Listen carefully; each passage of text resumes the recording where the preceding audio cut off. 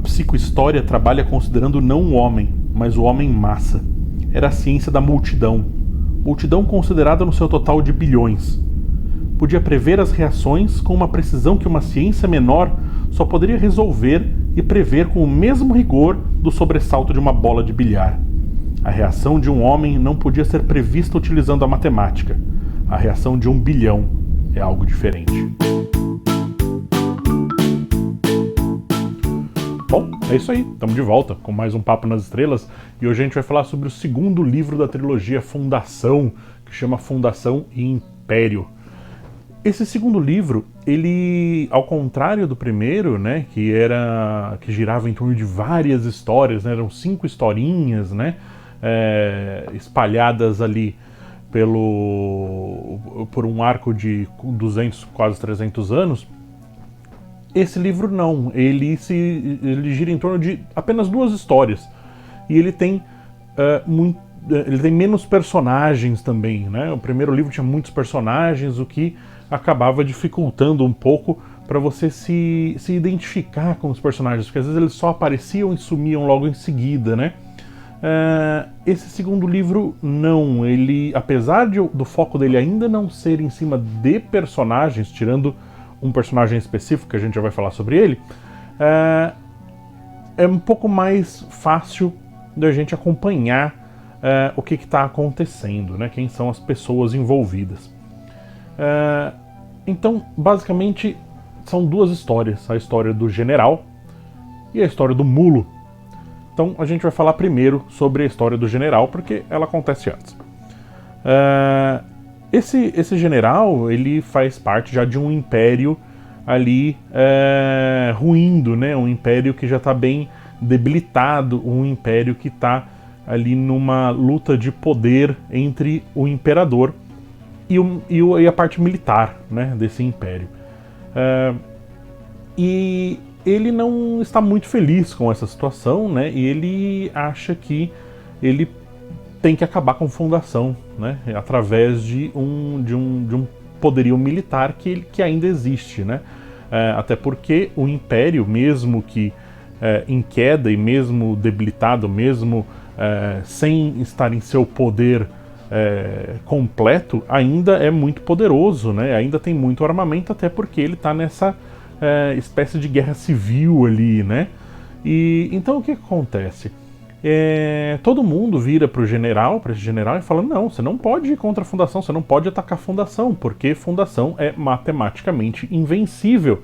O Seldon, ele foi lá e, através da psicohistória, fez todos os cálculos necessários e chegou à conclusão de que nada pode parar Fundação. Então, esse general, ele tem um objetivo, que é provar que Seldon estava errado, né? E como é que ele quer provar isso? Destruindo Fundação. Pois bem, assim ele começa a fazer, só que ele não tem apoio do Imperador. De novo, porque existe esse conflito aí entre o Império em si, né? A mão política do Império e a mão militar do Império. O Seldon, através da psicohistória, já tinha previsto que esse conflito interno aí no Império aconteceria. E ele não estava muito preocupado com isso. Ele sabia que esse tipo de conflito não seria forte o suficiente para abalar ali as fundações de fundação, de términos, né? Por quê? Porque se por um acaso eles tivessem, se o Império tivesse um general, um líder militar de pouca capacidade, um líder militar fraco, ele não seria um risco de importância para términos, para a fundação. Então, ok, nessa hipótese não é risco nenhum. Se eles tivessem um general muito forte, um general muito habilidoso, mas eles tivessem um imperador fraco, de pulso falho, o general não se preocuparia em atacar términos, em atacar a fundação. Ele ia se preocupar em justamente tomar o poder para ele, atacar o imperador e se tornar o novo imperador ali, né? Pegar o poder do império, pegar ali as rédeas do império para ele. E numa terceira hipótese, se a gente tivesse um imperador muito forte, com um general muito forte, o que ia acontecer? A partir do ponto que o general começasse a ficar muito, muito criativo ali, começasse a tomar muitas liberdades, o imperador ia acabar com a existência do general ali, levantou a cabecinha, ele já corta a cabeça do general, justamente para não correr o risco de ser atacado por um membro interno ali do império, né? Então que a preocupação dele, desse imperador forte, seria sempre o problema ali o problema militar dele, né? Nunca ele enxergaria que o problema viria de fora. E, pois bem, o general ele acaba querendo provar, mesmo sem o apoio do imperador, e que ele estava certo, e ele começa ali a sua ação militar para cima de Terminus. E ele tem vitórias atrás de vitórias, ele está indo bem nessa conquista dele, né, nessa campanha militar dele, até que ele é assassinado a mando do imperador. Por quê? O imperador viu que ele estava crescendo muito de poder ali, né? E ele acabaria provando que o imperador estava errado. Então ele poderia, né, provar que o imperador estava errado. Então ele manda assassinar o general por causa do Seldon, né? Por causa que o Seldon foi lá e previu que Terminus não poderia ser vencida, Terminus não poderia ser destruída. Então, de novo, meio que coloca aquela situação de a psicohistória, ela é realmente infalível, ou as pessoas creem que essa psicohistória é tão infalível que eles acabam tornando a psicohistória infalível, né? E se o imperador não tivesse assassinado o general, o que aconteceria, né? Ele conseguiria derrubar Terminus? Conseguiria acabar com a fundação, né? A gente não sabe por quê, porque a psicohistória diz que Terminus é infalível, que ela é indestrutível, então a gente não pode deixar com que ninguém destrua. E aí a psicohistória se mantém ali inabalada, né? Ok, essa é a primeira história que ali engloba quase que um pouquinho mais de um terço desse segundo livro. Mas essa não é a principal história, não é a história mais legal de Fundação Império. Esse título da história mais legal do livro, que é o segundo conto, fica com o Mulo. 100 anos depois da história do general, começa a história do Mulo, né? E o que acontece? O Mulo, ele é um mutante, né? Então ele cai ali fora do escopo da humanidade, né? A princípio, porque é justamente o Asimov fazendo a mesma coisa que ele fez com as 3 leis da robótica, né? Ele cria as 3 leis e depois ele estuda quais são os buraquinhos dentro dessas leis, né? Quais são as repercussões que essas leis podem criar. Então aqui em Fundação ele cria a psicohistória, né? E depois ele estuda e desenvolve em cima de quais são as falhas, os buracos ali dentre essa regra que podem causar problemas, né? Então justamente é o Mulo, né? Porque a psicohistória ela consegue estudar a ação da sociedade, do grupo grande de pessoas, e não de um indivíduo, né? E então é basicamente isso que o personagem do Mulo representa. A gente já vai falar mais sobre ele. Então, 100 anos depois da história do general, a Fundação, né, Terminus, tem ali ela se torna uma ditadura, se torna uma sociedade corrupta de novo, né? Então tudo aquilo que a Fundação se propôs a ser, né, Terminus se propôs a ser no começo, ela acaba basicamente virando uma cópia do que o antigo Império era, né? Então essa nova base, essa nova fundação para um novo Império está tomando o mesmo caminho que o antigo Império tomou. E, pois bem, o que acontece?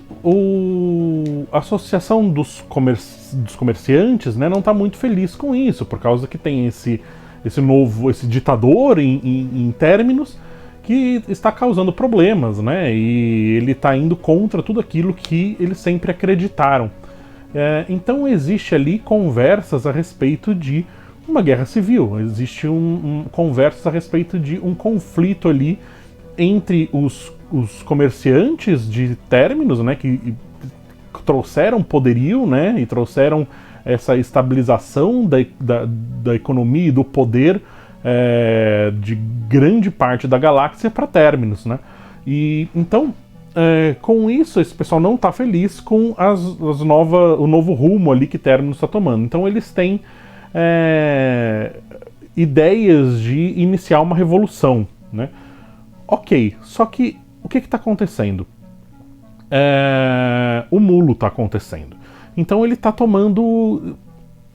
ele vem do nada e ele começa a ter um poder enorme, né? Ele tem um exército enorme e ele não perde nenhuma batalha. Ele vai ganhando influência por toda a galáxia e cada vez mais ele vai expandindo ali a área de influência dele. E ninguém pode parar o mulo, né? E só que a fundação, né, Terminus, ela é arrogante, né? Porque ela fala, não, a gente não pode perder. O Seldon falou que a gente não perde. É matematicamente impossível a fundação ser derrubada. E em cima desse pedestal de arrogância eles ficam, né, achando que não, o mulo não vai nunca conseguir chegar aqui. Nisso tudo existe um outro... Vamos lembrar, né, que o Seldon não colocou nenhum psicólogo, né, em fundação, né, justamente para que ninguém pudesse seguir os caminhos dele e recriar ali a técnica da psicohistória, né. Só que existe uma pessoa, que é o Eblin Miss. O que acontece? Ele é um psicólogo e ele começa a estudar as técnicas do Seldon e tal, e ele começa a ter um pouco de controle, né? Começa a ter um pouco de conhecimento sobre o que provavelmente as coisas vão acontecer. E ele percebe, né, que eles estão chegando numa crise Seldon, né, que é justamente aquela crise que assim que ela acabar, assim que se desenrolar essa crise, o Seldon vai aparecer naquela sala do Seldon, onde vem um simulacro holográfico dele ali, e ele vai falar sobre a crise que se passou, né? E ele consegue prever exatamente o dia que a sala do Seldon lá vai se abrir novamente, né? E, matematicamente preciso, o Seldon aparece exatamente no dia falando sobre como eles acabaram de sobrepujar essa guerra civil que a fundação que a fundação passou, né? E como que tudo isso aconteceu. Guerra civil essa que não aconteceu porque o mulo aconteceu no lugar. Então, pela primeira vez em mais de 400 anos, é a primeira vez que o Seldon erra. E enquanto o Seldon está falando a respeito dessa guerra civil que foi sobrepujada, essa guerra que nunca aconteceu, apagam as luzes, tudo para, e a armada do mulo chega e invade Terminus e dizima tudo, destrói Terminus, e Terminus vai por água abaixo, basicamente destrói a fundação. Ok, com tudo isso existia uma menina que ela é conhecida como a noiva, porque ela tinha acabado de se casar, ela estava indo passar a lua de mel dela, e ela estava aproveitando essa viagem de lua de mel para conhecer mais a respeito dessa lenda do mulo. E ela encontra nessa viagem dela um personagem chamado Magnífico, que ele era um bobo da corte ali, um palhaço do mulo. E ela meio que se afeiçoa pelo Magnífico e eles acabam se aproximando, então fica a Baita, o noivo dela, o Magnífico e o Eblin Miss, todos viajando ali juntos, e eles falando, bom, peraí, então a gente precisa, já que fundação ruiu, a gente precisa chegar na segunda fundação, porque é a única esperança que a gente tem de não cair no barbarismo, porque eles conversam ali entre eles, eles chegam na conclusão de que só existem duas opções para essa história se desenrolar.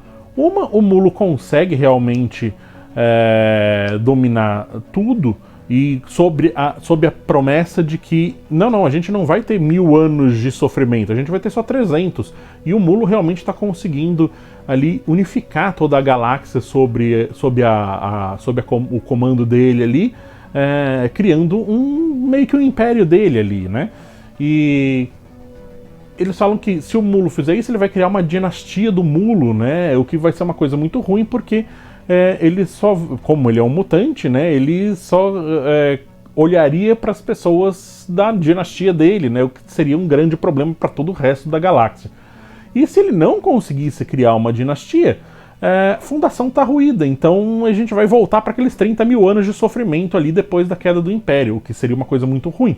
Então eles, de um jeito ou de outro, é uma situação ruim se o mulo ganhar. Então eles precisam achar a segunda fundação. Nessa busca pela segunda fundação, eles encontram Trantor, que é a capital do antigo Império, que agora virou uma sociedade agrária, né? O planeta todo destruído, o planeta todo já não tem mais quase ninguém morando ali, e eles viram uma sociedade agrária que negocia ali com outros planetas através de escambo de metal, né? Porque o planeta era toda uma cidade de metal, então eles têm metal de sobra, né? Então eles acabam negociando coisas ali. Só que tem uma estrutura que não foi destruída em Trantor, que é justamente a biblioteca, né? Então é a biblioteca da capital do antigo Império, né? A biblioteca é essa que o Seldon desenvolveu a psicociência. Então o Nis, ele vai para essa biblioteca e ele fica obcecado pelos estudos dele, e ele não sai de dentro da biblioteca, e ele começa cada vez mais a ficar doente, porque ele só fica nessa obsessão dele constante. E enquanto isso, a Bai tá sempre junto ali com o Magnífico e tal, e eles vão tendo... ela realmente gosta dele, se afeiçoa dele, e o Magnífico, ele é uma pessoa simpática, uma pessoa que ele tá sempre cantando e tal, ele toca um instrumento e tal. Então, assim, ele é uma pessoa agradável, né? Só que nesse meio tempo, o que acontece? O Nis, ele consegue descobrir a localização da segunda fundação. Então ele chama todo mundo ali, ele já tá super doente, prestes a morrer, né? E ele chama todo mundo para contar a localização da segunda fundação, porque justamente assim eles conseguem chegar na segunda fundação e avisar: olha, tem esse, que ela tá do outro lado da galáxia, né? Então, olha, tem esse cara aqui, o mulo, ele tá vindo, então vocês precisam se preparar, né? E no momento que o Nis, ele vai revelar quem onde está a segunda fundação, ele é assassinado pela Baita, porque ela descobre, né, que o Magnífico é o mulo. Ele estava ali junto com eles o tempo inteiro, justamente porque o poder do mulo, o poder mutante do mulo, é que ele consegue manipular os sentimentos, a emoção das pessoas. Então pessoas que são absurdamente contra o mulo se tornam passam pro lado dele, se tornam ali confidentes do mulo, e se tornam fiéis ao mulo e à causa do mulo, mesmo não necessariamente concordando com o mulo, mas eles estão emocionalmente inclinados pro lado do mulo, e é por isso que ele consegue trazer e juntar esse exército gigantesco e essa quantidade infinita de pessoas ali ao redor dele. E ele tinha se aproximado ali da Baita e do pessoal justamente porque ele sabia que eles estavam procurando a segunda fundação e ele precisava saber onde era.